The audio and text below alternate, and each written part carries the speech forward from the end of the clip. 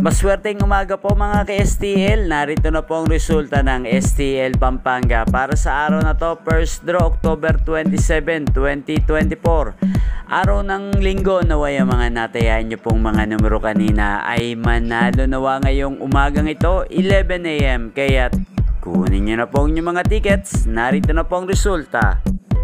Para po sa STL Pampanga, first draw result 11 AM ang mga numerong nanalo, 11 at 10 in exact order sa lahat po ng tumaya kanina para sa first draw ng 11 at 10. Congrats po sa inyo, panalo po kayo.